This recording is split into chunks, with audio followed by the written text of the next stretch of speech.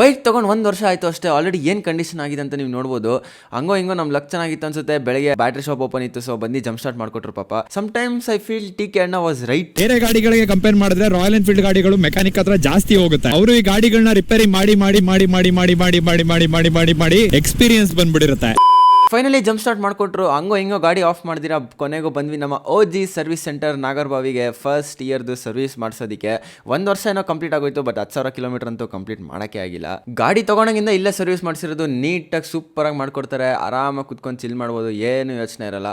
ಲಾಬಿಲಿ ಕುತ್ಕೊಂಡು ಚಿಲ್ ಮಾಡ್ತಾ ಒಂದು ಸ್ವಲ್ಪ ಎಡಿಟಿಂಗ್ ವರ್ಕ್ ಇತ್ತು, ಅದನ್ನು ಮುಗಿಸ್ಕೊಂಡು ಸೀದಾ ಬಂದ್ವಿ ಬ್ರೇಕ್ಫಾಸ್ಟ್ ಮಾಡೋದಕ್ಕೆ. ಸೇಮ್ ಹೋಟೆಲ್ ಲಾಸ್ಟ್ ಫ್ಲಾಗ್ ಬಂದಿದ್ದು, ಅಲ್ಲೇ ಬಂದು ಬ್ರೇಕ್ಫಾಸ್ಟ್ ಮಾಡಿ ಸೂಪರಾಗಿ ವಾಪಸ್ ಬಂದ್ವಿ ನಮ್ಮ ಸೂಪರ್ ಫ್ರೆಶ್ ಸರ್ವಿಸ್ ಆಗಿರೋ GT ನ ನೋಡೋದಕ್ಕೆ. ಗಾಡಿ ನೋಡ್ಬೋದು ಎಷ್ಟು ಫ್ರೆಶ್ ಅಂಡ್ ಸೂಪರ್ ಕ್ಲೀನ್ ಆಗಿ ಕಾಣಿಸ್ತಿದೆ ಅಂತ. ಈ ಗಾಡಿ ಬಗ್ಗೆ ಹೇಳೋದಾದ್ರೆ ತಗೊಂಡಾಗಿಂದ ಮೈಲೇಜ್ ಒಂದು ಬಿಟ್ರೆ ಬೇರೆ ಏನು ಪ್ರಾಬ್ಲಮ್ ಅನ್ಸಿಲ್ಲ. ಸ್ವಲ್ಪ ಕಮ್ಮಿ ಮೈಲೇಜ್ ಕೊಡ್ತಿದೆ, ಅದ್ರೊಂದು 15 to 18 ಕೊಡ್ತಾ ಇದೆ. ಸಖತ್ ಭಾರ ಇರೋದ್ರಿಂದ ಟ್ರಾಫಿಕ್ ಅಲ್ಲಿ ಹಿಂದೆ ಯಾರನ್ನ ಕೂರ್ಸ್ಕೊಂಡ್ರೆ ಸ್ವಲ್ಪ ಹ್ಯಾಂಡ್ ಪೇನು ಬ್ಯಾಕ್ ಪೇನು ಎಲ್ಲ ಬರುತ್ತೆ.